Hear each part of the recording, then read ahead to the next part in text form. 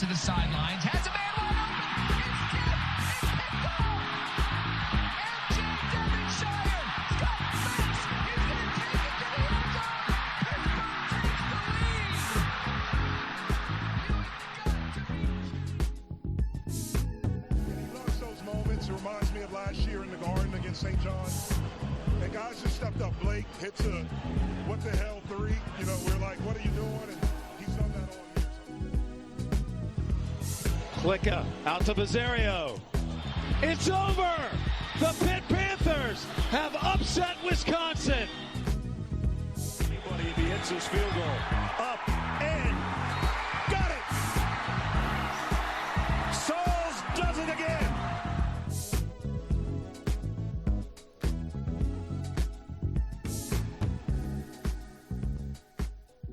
What is up, everybody? Welcome back to Simplify Podcast. I'm your host, Zach Kaminsky. Extremely jet lagged. That's why there's no cold open today. I couldn't think of a bit in time. I'm back from Finland. I'm back from my journey. I could not figure out why Fede Federico has been so much worse this year. I'm currently booking another trip to try and get to the bottom of this mystery. I'm joined by my two co-hosts, Mason Klin and Kent Vanderwood. How are we doing tonight, Kent? We're doing good, Zach. We got some exciting basketball coming up here to talk about.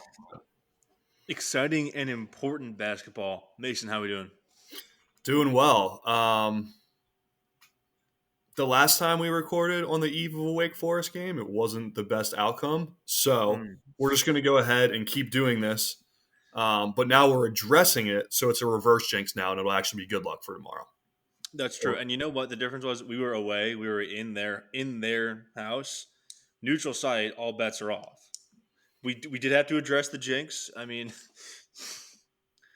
you know, we did this. I think we recorded the day before the Clemson game, but that was also an away game. So I think just moving forward, we record before home games or neutral site games. Yeah, we're not superstitious, just a little stitious. Just a little stitious. I think we also recorded before the Miami game. Wow. Okay, that's a trend. All right. Let's go a little bit back in time. Like I just said, we spoke to you last before the Clemson game. Do we want to start with that one, the 69-62 loss at Clemson? I'm trying to go back in my Rolodex now and remember what happened in this game. But I remember that we were very much in this game for pretty much the entire time. It never felt like we were out of it. Clemson's a good team, man. We lost at their place. It's tough. It was a game where we were in it for the whole thing. I mean, Pitt had a pretty big lead in the first half. It got whittled down towards the end of that. Back and forth all throughout the second. And then this was the missed layups game. The missed layups game, and then couldn't buy a shot to save our lives at the end of the game, which is why it was a 7-point final score rather than a 1 or 2 point final score difference. Yeah, this one, I remember Jalen Lowe being on the bench at the end. You know, nobody could hit a shot, but oh well, you lose these games, especially on the road. It was competitive. You move on. I don't think I have anything else on the game. It was so long ago, I don't really remember. Yeah, I mean, if we end up not making the tournament, it's a handful of games you really look to are getting swept by Clemson. You pull out one of those two, both games are relatively close. Probably a way different story right now. You lose both games to Syracuse. Some about orange teams, I guess. Lose both of them, and then the loss to Missouri has, as we predicted months ago, that may come back to bite us, has come back to bite us in a pretty harmful way on our resume. So they officially finished winless in the SEC, so that is just a bad loss. Let's go, dude. Even from November, it's a tough look. So the Clemson one, but the Clemson one the night before we recorded hurt because I feel like that was the one where we go and win that game, and then it was more of a control our own destiny type of path for the remainder of the season. Whereas now we're kind of where we're at now, where we can play our way in for sure, but we still kind of need some help from some other teams. We're on the outside looking in. Yeah, as opposed to being the inside looking out. Yeah. The last team that Missouri beat was Central Arkansas on December 30th, 2023. God damn, dude. God damn. So that's awesome. Just kind of breeze through the other three games at Boston College, winning 90-65. Then home against Florida State, winning 88-73, and home against NC State to finish out the season, winning 81-73. Blake was big in these games. Bub was big in these games, and we did what we had to. We took care of business. Had a not a bad loss, but a tough loss on the road. Didn't let it get to us. We took care of business against Boston College, and then beat Florida State, NC State at home, and I believe secured that double bye as well. Right. Yes. I believe it came down to Clemson winning at Wake Forest, and then obviously that was right before us. We win that game, and for the first time in Pitt men's basketball history, they have secured the double bye in the ACC tournament.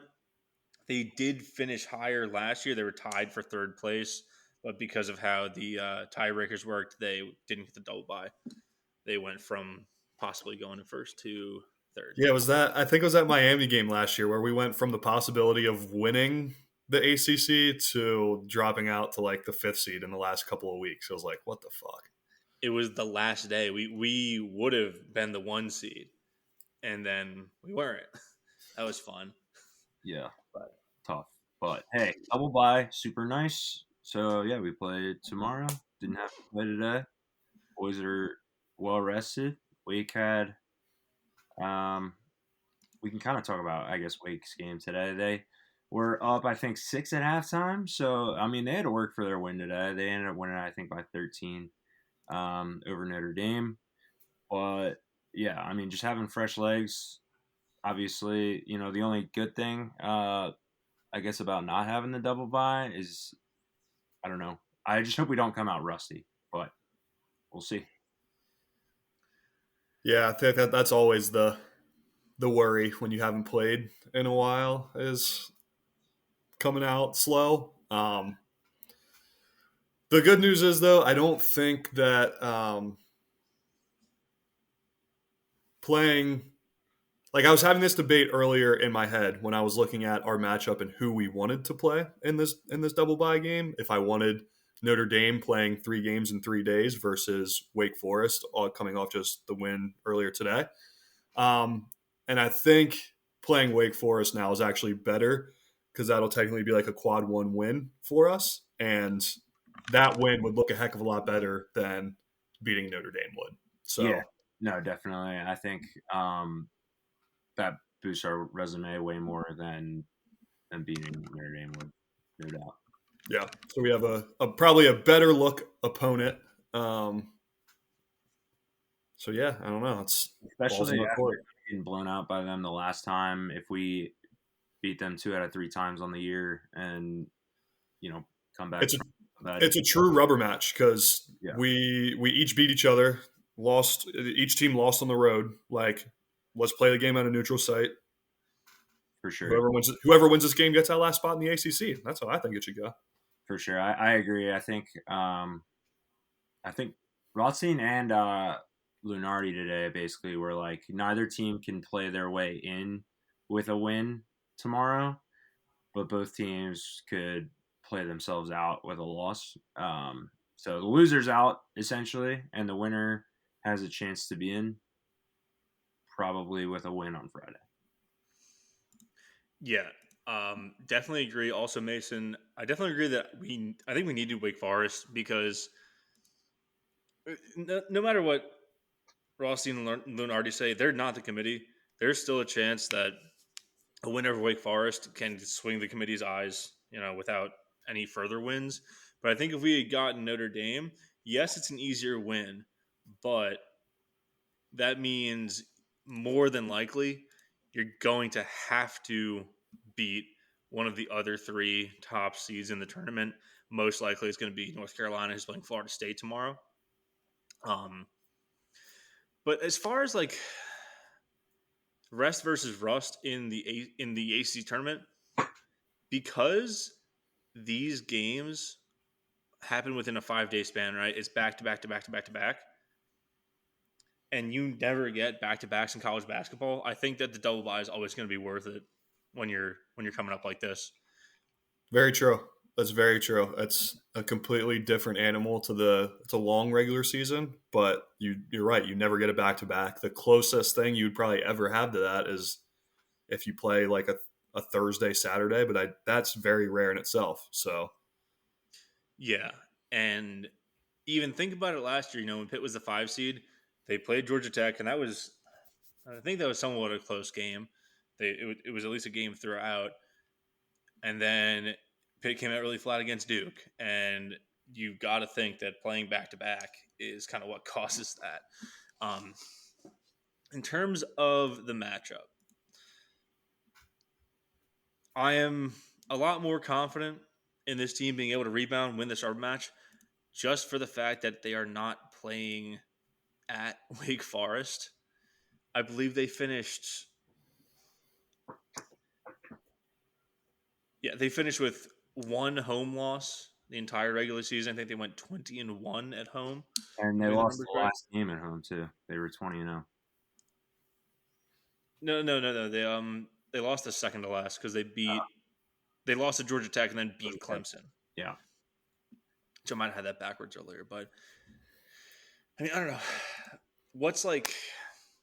I think one of the biggest things is that Bub has been playing super well over these last 3 games of the regular season, obviously against somewhat lesser teams, but he was in a funk for a while, and now that Jalen Lowe has sort of come on into being this bigger player than he was earlier in the season, now that Bub might be back to his early season out of conference form. Now if you've got 3 options at the arc, not only does it help open up Hinson, it helps open up the lane for our undersized centers and to get guys, in the paint. Like, the offense now should work a lot better now that we have everybody on at the same time. For sure. Yeah, I was actually, it's a good point you brought up, but it's been awesome to just see Bub play well down the stretch again. Knock down not only his 2s, but knocking down some 3s even, which he was really struggling with for a while. So that's been really awesome to see. I think the team is just playing with a ton of confidence right now, which is really what you need going into the ACC tournament. I loved Blake Hinson's interview at the end of our last regular season game. I don't know if you guys watched this or if anybody listening saw this, but they asked Blake Hinson about going to the tournament, and he said, "I didn't come back not to go. I did not come back not to go back to the NCAA tournament. That is like the expectation. That is, clearly the goal. And I'm not thinking about that right now. I'm thinking about winning this ACC championship first and not leaving it up to interpretation." So, I love that. I love the attitude. I love Blake saying that, and I hope the rest of the team is as bought in as that as well. So, Super well said. Like, obviously, the leader of this team gonna need a big game from him at the very least today against Wake. Probably gonna need a pretty big game from him against UNC as well if we want to really secure our spot in the tournament. But as far as on the Wake side of the ball, obviously Efton Reed is going to be a force down low. Maybe it's another William Jeffers game plan where he was able to shut him down pretty well in the first matchup at home against Wake. But really, it's about like Hunter Solis, obviously their best scorer, like keeping him in check.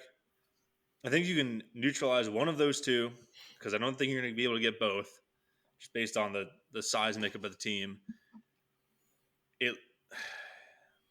It could lend itself really well to moving on.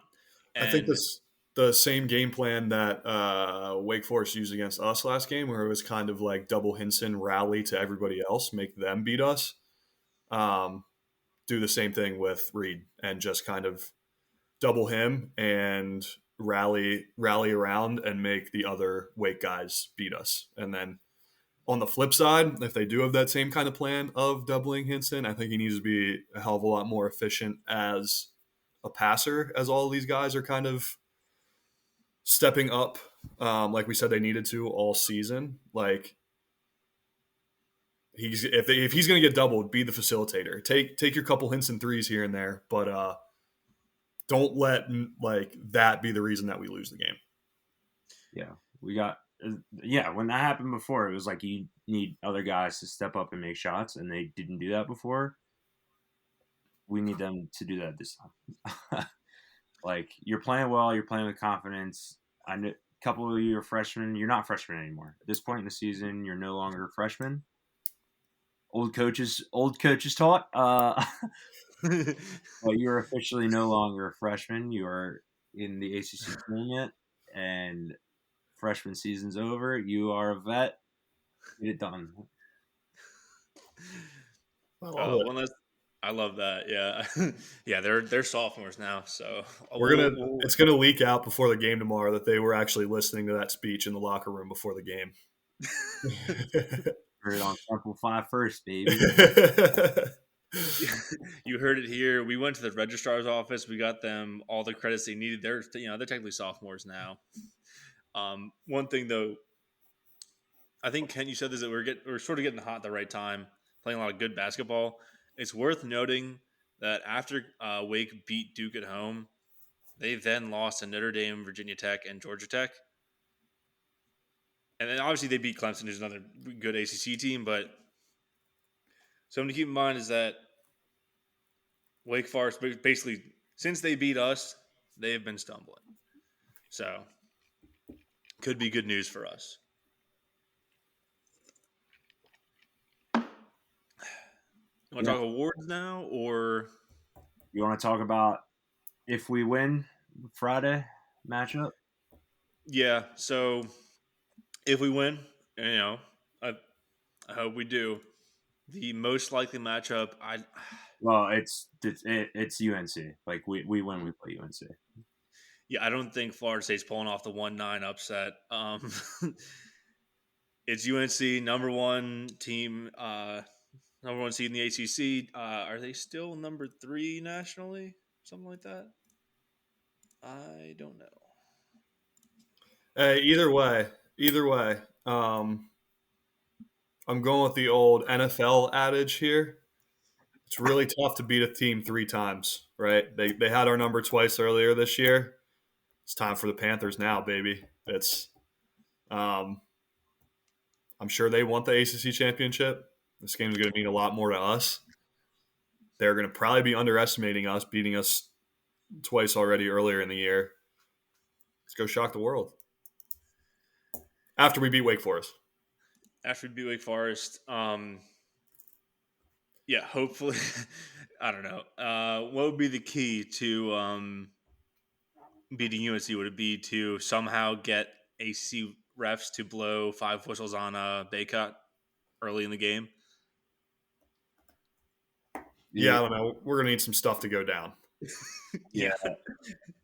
That's more of the issue. Baycott's not even their biggest threat at this point. Obviously, against our team, maybe more of a threat than some other teams, just with the size. Yeah. But they happen to have the ACC Player of the Year on their team, so probably a bigger worry to try and game plan for that guy. Oh, yeah? Do they have the 6th Man of the Year? Ish Leggett? You're not. Don't spoil it for our listeners. They've already been spoiled. Let's talk awards. Who's on Simplify? Ish Leggett is the 6th Man of the Year. Yeah, we're only 2 or 3 days after the news broke. Ish Leggett won 6th Man of the Year. That is now 2 in a row for the Pitt Panthers, following up Nike Sabandi's 6th Man of the Year last year. Blake Hinson grabbed first team All ACC recognition. Carlton Carrington was on the All Rookie team, as well as honorable mention All ACC status, and notably was snubbed for Rookie of the Year in the ACC.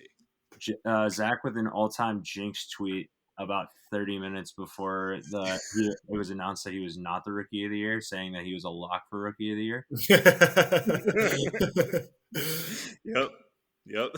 Who I missed it. Who actually ended up winning that award? Burton from Notre Dame. I don't remember his first name. Some- I actually think that Lowe and Carrington might have split Rookie of the Year voting, allowing a different person to win. Because I think that Bub came in second. I want to say. I want to see if they.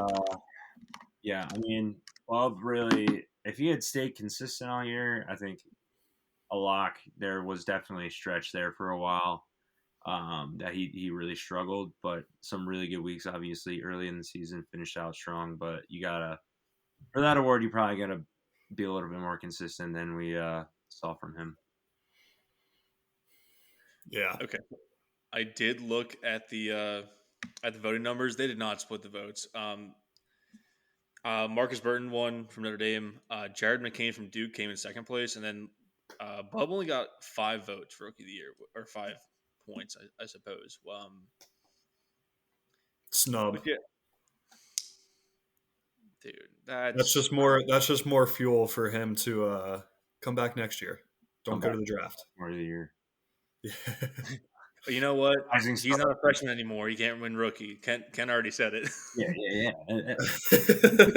Once you move on ACC Rookie of the Year, you're no longer a freshman. It's a bit of a paradox, but that's fine. It's fine though. No, I mean seriously, shout out to Blake Hinson for making first team All ACC. Well deserved. Clap it up. Well deserved. I mean, the guy came onto this team coming off an 11-win season, and then has been the driving force in turning around the team. He has basically become the face of the team. He more or less is the outward personality. He is just awesome. Him believing in Cable believing in him, and shooting threes from Logo Land have brought this team back, and no one deserves it more than Blake Hinson. Yeah, dude, just an awesome story, honestly. Kind of everything he went through injury-wise, transferred from Iowa State, didn't really have a lot of looks, met Capel. Capel gave him a chance, and he's taken every advantage of it. Super easy guy to root for, super fun to watch, awesome guy off the court, awesome interview. So, yeah, super thankful and super blessed to have been able to watch Blake Hinson in a Pitt Panther uniform. You got to think with the way his career kind of progressed, there had to be some points in there, like in the Iowa State days, where he had some doubts about himself as a basketball player. And to kind of bet on himself, go and transfer, buy into Capel, do everything that he's done, and now he's probably going to be an NBA guy. At least get a look. Yeah, sure. like that's pretty cool. Love that he came and did it with us, and not fucking Iowa State Cyclones. Yeah, home arena merchants. Yeah. Speaking of Cable, I think that he also got snubbed for Coach of the Year. Hubert Davis with UNC won it, but he won the ACC and was really good. I get it, but he's also doing it with UNC players, and Capel hasn't had a real center all year and still won 20 games. Maybe they just didn't want to give it back to back, but I think that Cable should have won it. Definitely some voter fatigue there. Yeah. Also, I mean, huge shout out to Coach and the team as a whole for turning around after a 1-5 start in conference. To be where they're at right now, I don't think, I remember a time or two that we recorded a pod this season that we didn't even want to record because we were just so down bad about this team. So the fact that we're here about to play in the ACC quarterfinals tomorrow and a legitimate shot to win and go to the ACC semifinals with over 20 wins is pretty remarkable. So, yeah, I mean, you think about it, that we have, I think at least on one podcast this year, we had questioned if Jeff Capel was going to get fired. It's not the case. We just went through a rough stretch and didn't have any centers. Well, before the year even started too, we were like, what does he need to do to like kind of keep faith, not keep his job, but like keep his faith with us? And I think it's literally what he did this year. He got us to the point where we're on the bubble and we have a shot. Yeah. Yeah. Which is, I think, when we recorded our first basketball episode, that was sort of our goal. Like exactly like you said. So he's gotten us here. We certainly did not anticipate being here when we were 1-5 in the ACC with already some bad out of conference losses. So yeah, exciting. We're right on the outside of the bubble. So we took a weird road getting here, but we're here all the same. And you know what? That's what we needed. If we end up getting cut at the tournament line, go and win the NIT. At this point, you are one of the better teams in the nation. Go prove it. Go prove that you were a fucking snub. Now, speaking of bracketology, the bubble, and all that, let's complain about bracketology. I hate bracketology because they're stupid and they're not putting my team in. There are some real arguments, though. yeah. Where do I begin? Can we talk Villanova first? You know what? Yeah. Why doesn't everybody think of a team that's right now in the bracket firmly and complain about why they're in the bracket? So Mason, I'll start with you because you already listed. Let's talk Villanova. Okay. Big East bias. I love the Big East as a former Pitt being former Big East. They're dinging the shit out of Pitt for the loss to Mizzou, right? People forget that Villanova lost to St. Joseph's and Drexel. They play those Philly schools every year, and I think those are equally as bad of losses. I don't know why it's such a double standard. Villanova plays a Big East schedule. We play an ACC schedule. We got to 20 wins. They're still hovering in the high teens, and they play DePaul tonight, which is not even a real Big East game, and then get Marquette without Hunter Kolek tomorrow. I think it's just that they've had it's blue blood bias to a T, and I won't stand for it. Dude, speaking of, and this isn't the team that I want to talk about, but speaking of like teams with bad losses earlier in the season, Northwestern is like comfortably like an 8 seed in a lot of brackets, right? Northwestern lost at home to Chicago State. And they don't get dinged like we get dinged for a loss to Missouri. Yeah, there's a lot of good examples of that. New Mexico lost to Air Force like a week or two ago. That's a recent one, too. That's a recent one. Yeah, that's worse. Very recent. And they're still ahead of us. Dude. St. John's lost to Boston College. Fun fact. Nobody likes to talk about that. They have some good wins, but damn, they have some really bad losses too. Dude, I think, and they also get to play DePaul every other game in Georgia. Yeah. They also lost to Michigan. Michigan's horrible. Dude, Michigan might be like the worst Power 5 team in the country at basketball at this point. Michigan is 8-23. One of their wins against St. John's by 16 points. Yeah. Another one. If we're gonna keep talking Big East, that I've got to talk about. They're playing right now. They're gonna win. Providence they're not ahead of us, but they're also one of those teams that could potentially play their way in based off what I'm looking at. And what would you guys, if you had to guess, what would their net ranking be? Sorry, which team is it? Providence. Oh, Providence. Dude, they're not having a great year.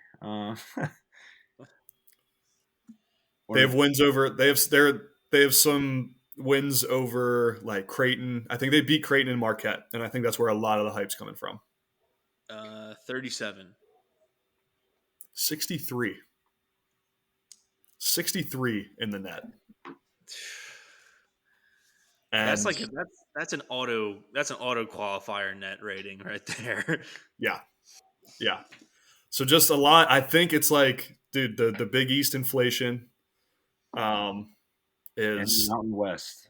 The Big East and the Mountain West are both just getting a ton of love this year. New Mexico is 6th in the Mountain West, and they're ahead of us with a loss to Air Force. Like, I don't know, dude. The ACC disrespect has gotten pretty bad. Dude, and like we were talking about this earlier, I'm going to go after the Big Ten. Michigan State.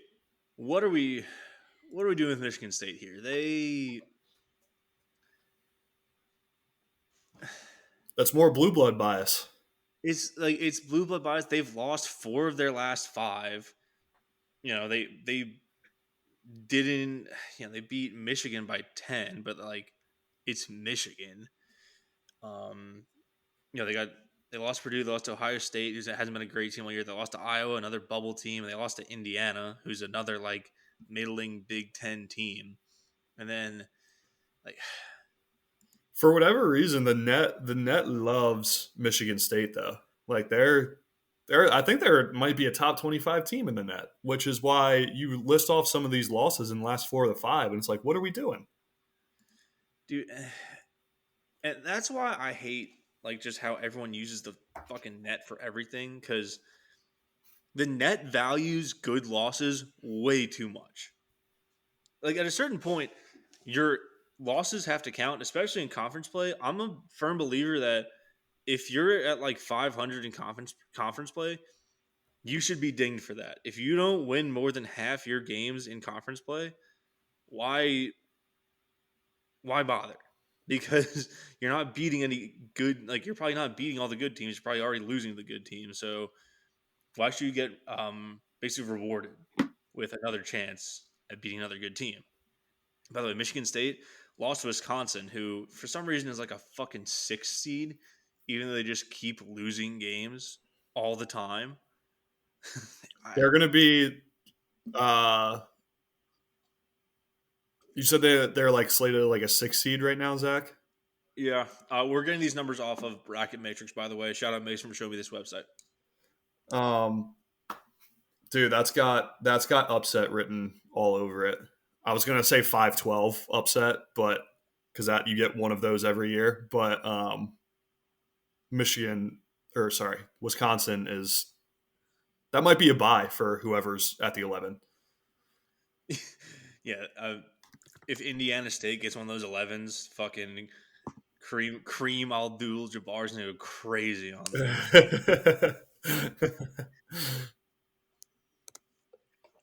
And I don't know. I think that a lot of bracketology just, and it has, I think, sort of affected how the selection committee works by using all these rankings and like efficiencies. And like I said in our last episode, it flattens your season. Fucking guys. Like all the numbers, all the good losses. You can be a hot team in November, play like shit through fucking February, and still be a 6 seed like Wisconsin. Like there's no accounting for a team getting really good at the end of the year because, the net said that you're bad because you have an early season loss. Yeah. Sorry, I might have missed if you said this. Did you mention Wisconsin's record since February 1st? I didn't mention the record. Can you hit me with it? 3-8. Yeah. And I think it's like 7 out of the last. Yeah, it's bad. They're on a unreal losing streak. 3-8 since February 1, and they are a 6 seed. Speaking of, there's a number of other teams that have pretty high seeds that are just locked into the tournament that I think we have very comparable resumes to. Most notably the Clemson Tigers. I know they beat us twice. Close games. They're a 6 seed currently in Lunardi's bracket. Obviously, Lunardi is not the end-all be-all, but they're pretty close to 6 in most other brackets across the board. Shout out bracketmatrix.com. But they have 2 good road wins, obviously, at UNC and at Alabama. Does that get them a 6 seed? And we are out of the tournament with wins at Duke and at Virginia to snap their 23-game home win streak? I don't know. Does make a whole lot of sense to me. See, I doesn't make sense to me either, Kent. But I think it has to go off like what Zach said about like adjusting for when the win happened, because there's not. They see out of conference. Oh, they have a good out of conference schedule. They beat Alabama. Like in their head, that's weighted so much more than us having those 2 big wins in conference play, because conference upsets happen, which I think is bullshit. But you're 100% right, Kemp. Like I'm looking here, like another team that happened with is Mississippi State. They have, like, I would say some pretty good out of conference wins. Not anything like spectacular. Like they beat Washington State and Northwestern, who are two tournament teams. But Mississippi State went 8-10 in their conference. 8-10. The SEC isn't even like that great at basketball. I mean, they're like, they're good, but like it's top heavy. I think it's top heavy, but it's extremely top heavy. Yeah. Like Bama took a step back this year and they went 8-10, and Mississippi State is, where did I see them? They're a 10 seed. Like I'm sure. Like, does anyone really want to see Mississippi State play basketball again? I saw them in the tournament last year. They're fucking miserable. Michigan State, no thank you. Like, I want Mississippi State again. I want them again. I mean, I would love to play them. That's for sure. I'd love to play them. Oh, fuck. I don't know. Fuck you, Joe Lunardi. Suck it from the back. Oh, also some more Joe Lunardi slander. Somebody on Pitt Twitter, don't ask me to remember who it was, but somebody on Pitt Twitter posted a clip of him. I think it was before the Wake Forest game where he was, or no, it was before the Clemson game. And he was like, basically, he laid out the rest of the season and he was like, win one of these games or road game and win the rest of your home games and you'll be right there. And he was like, you'll be on the you'll be right on the line. And that's exactly what we did. And he didn't move us up at all. We're still in the next 4. Yeah. So don't write checks you can't cash, Joe. That's my message to you. I'll say, I guess the thing that bothers or worries me here is like now we're getting into bid thief season. Yep. Like I mentioned earlier, Indiana State did not win the Missouri Valley. It actually went to Drake. Yeah, that is bad for us. That is where it starts getting bad for us, because if Drake had not won, they wouldn't be in. Yeah. Indiana State was in either way. Yep. Are there any other Yeah, so we have to, when you look at the rooting guide, we also really want Dayton to win the A10, because right now they're going to make it regardless. Richmond's first in the A10 though, and if they steal that, that's probably one more 11 spot that would get taken away from us. So if you guys remember Nate Santos, former Pittsburgh Panther, I think he just won most improved player playing over there for Dayton. Once a Panther, always a Panther. We're big Dayton fans. Okay. Yeah, that makes sense. I don't know my other conferences well enough. I'm gonna be honest, but I think those are the two main ones that can hurt us, and then I think that's pretty much it. Maybe USF. Did they already win the American?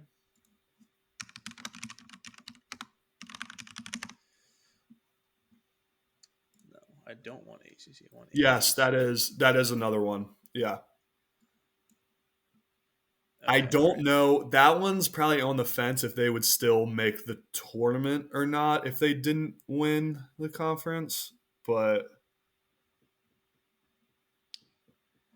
Oh no, because they're the number 1 seed. I was just confused because they had an FAU higher. I was got thrown for a loop there because because they've got AAC or again this is bracket project, but they have USF on the 12 line. I guess if they don't make it, they might. There's a chance they could get bumped out, but whatever. Anything else? Any other teams you got a bone to pick with? Not specifically on my part. I mean, I'm sure there's more if you actually really just compare resumes and Uh, 21, just 21 wins, 4th in the ACC. Used to get you an automatic lock in this tournament. No respect these days. just because they're ahead of us and we haven't trashed them. Colorado. I mean, Pac-12 fucking sucks minus Arizona. So Yeah. well, USC's playing good ball, but fucking Colorado, really? Come on now. Yeah, I mean, if you're gonna ding the ACC for being like a quote unquote bad conference, but not the Pac-12, like the 5 seed in the Pac-12 went 10-10. I think that speaks for itself. Like the other team that was on the bubble for a while being Utah in that conference, and went 9-11 in conference play. Yeah. Fucking. And for comparison, the first 10-10 team in the ACC was the 8 seed. Wow. So, up yours. Anything else? My bones have been picked. Bones been picked. We ate those wings dry. We're cracking the bones. We're eating the marrow. Oh yeah. There's nothing left. 2:30 p.m. tip tomorrow is a little tough for us working folk, but we'll find a way.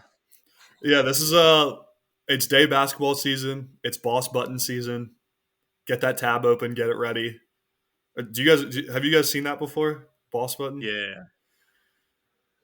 There's like this tab where you can just you can like stream the games, and there's like this thing on the side. You just click it, and it just pulls up a spreadsheet. So if your boss walks by, you click it. It makes it look like you're working. You're good. It brings up like an Excel sheet, right? Yeah. It's all time vasectomy season. It's all time boss button season. I gotta say the vasectomy to watch basketball, that's always seemed a little bit overboard to me, but I guess I get it. I can't wait until 20 years from now when I've made my family and I can go get the snip and sit on some frozen peas and do nothing but watch college basketball, man. What a beautiful future awaits this podcast.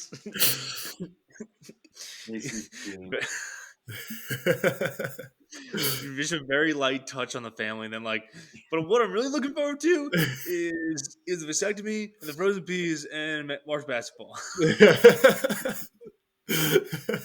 a couple of Vicodin, a couple of Miller Lite, and college hoops. Let's go, baby.